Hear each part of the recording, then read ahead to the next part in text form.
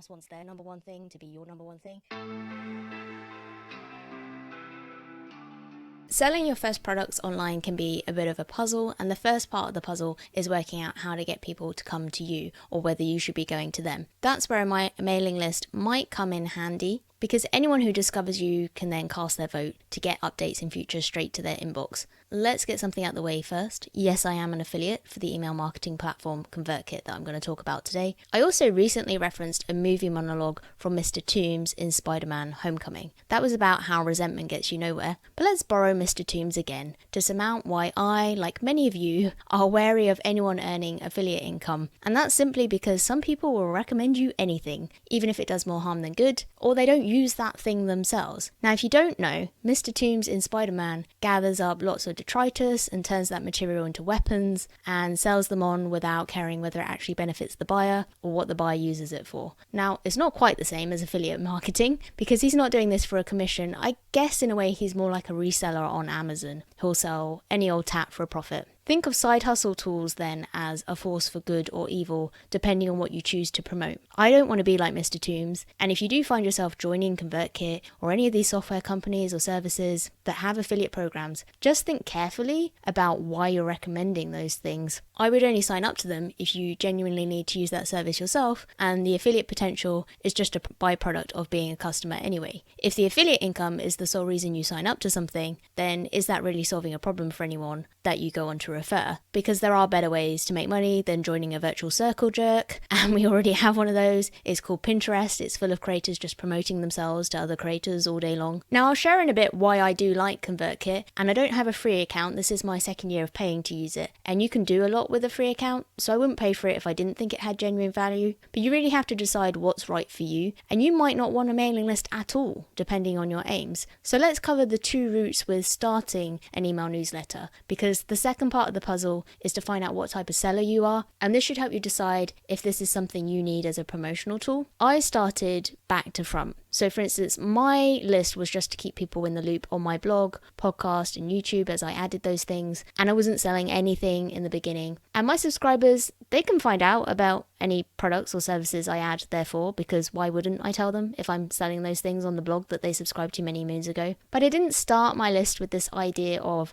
I'll nurture a group of people and then create a product for them. There are lots of people teaching the second route, which is to create mailing lists so that you can find out those people's interests and solve a problem for them with a product created solely on their feedback. I'd rather go the possibly longer route in life of making free content that can be useful to others, and if people want to stay up to date with that, I'm happy to serve them. And then if they see one of the paid experiments I'm doing and want to support that too, I'm not going to stop them. And of course, my paid experiments do tend to be in the area of creating resources to improve your personal finances without needing to become a financial advisor. And because experimenting with these things without needing to become a financial advisor yourself, I'm not a financial advisor. We shouldn't all need a PhD in economics to manage our money. And because experimenting with these things usually means learning how to use Amazon seller accounts or ConvertKit Commerce or Canva for designing things, as a byproduct of that, I'm also learning a lot about the tools that are already popular for making money online. It makes total sense, therefore, that I would pass that knowledge on, especially if I've struggled at any point, because other people aren't being upfront about what's really involved in using that tool or what it really costs them to get set up.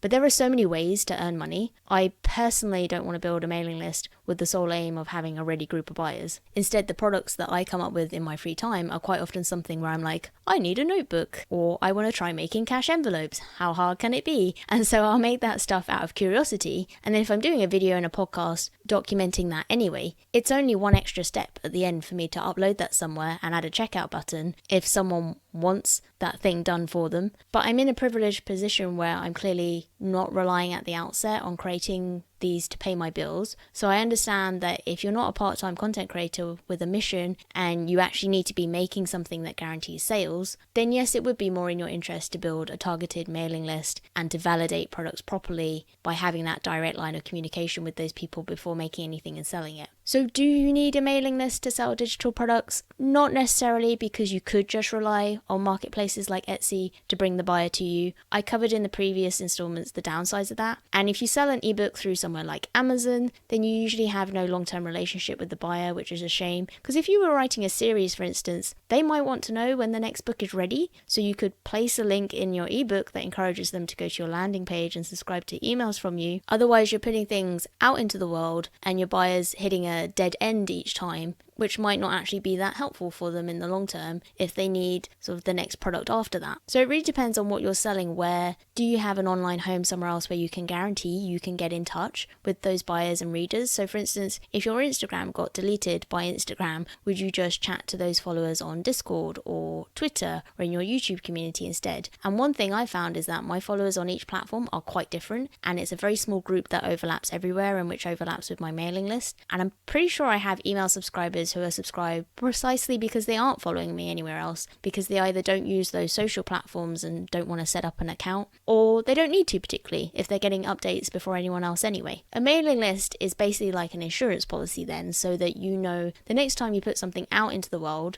someone somewhere knows that that thing exists, and that obviously increases the chances, if they bought from you once before, or if you're solving a valuable problem for them, that they might benefit from and see that next thing that you create. As for how to actually use a service like ConvertKit, one of the reasons I'm paying for it is because I'm doing the fancy advanced stuff with automations and sequences and rules. You don't need to worry about any of that if it sounds like another language. And actually, a lot of the email marketing platforms at the free level have very similar principles. So at the start, it's just a case on finding the area where you can send broadcasts in your account and typing that out, and off it goes. ConvertKit have a checklist you can complete when you join that teaches you how to use everything, and then they have tutorials and help pages and forums if you want to learn how to do more complex things. And then the other key reason I like ConvertKit is because they have something called ConvertKit Commerce, which lets you build product sales pages inside the same account and set up a checkout process with receipt emails and link that to all the stuff you're already doing, so that all those processes are in one place with one provider and one set of fees. Whereas usually if you're going to sell here, there and everywhere, you have to use lots of integrations to get all these different services to talk to each other and learn how to use them all. And you end up with a million logins, and you quite often end up paying something to a different company each step of the way.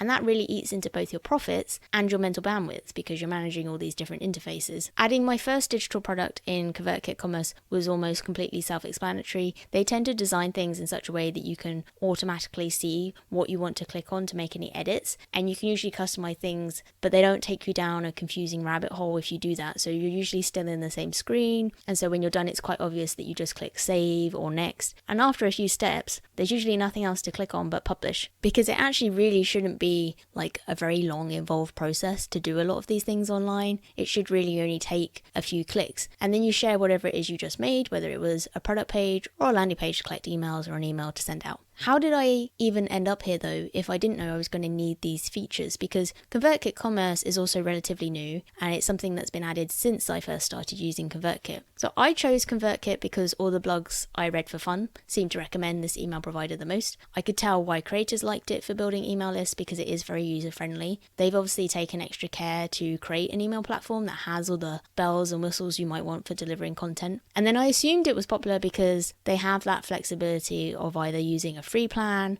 or you can choose a monthly subscription if you want to have certain advanced features, or perhaps if you already had a lot of people on a mailing list you were bringing in from somewhere else, or if you had a huge influx of people. I pay less by paying for a year upfront. It works on the same principle therefore as insurance companies, who usually discount you for paying annually rather than monthly. The key difference there is that insurance companies make me really sad on the inside as the money leaves my account. Even if I've shopped around and got the lowest price, I very rarely contact my insurance company. It's called insurance for a reason, right? Like, when you need it, you really need it, and you're so glad that you paid for it. But I far more enjoy paying for my annual subscriptions to software companies and getting that discount versus paying monthly, just because at least with those I'm like, well, I know that I'm physically using this thing every single week. Like, I use ConvertKit every week. I use my video and podcast editor Descript every week, if not every day sometimes. For my content, it was justified. I love creating. The blog was partly started for my own amusement. However, I figure if I'm going to share anything to help others, it may as well have the best chance of reaching people. especially since I was paying for other things like hosting my website, and email reminders was a way to do that. I'll do a specific tutorial next on this if anyone would like, and I'll talk through what I used it for most recently. But if you decide to set up a mailing list with ConvertKit because that would benefit your audience, you should find it fairly intuitive either way. And if starting a mailing list isn't right for you, or you've been selling on other sites for a while, you don't want to change what you have set up yet, that's okay. You do you, boo. If you found today useful, don't forget to test what the like and subscribe button do, and you'll want to catch the rest of the series next. You're good? Good. How are you good? You turning me down? The best way to get updates otherwise from Save Like a Bear is actually via my email newsletter, where I'll also send out a bonus guide on budgeting and mindset that you can use whether you've added a second income or not. Links to sign up to that are in the description.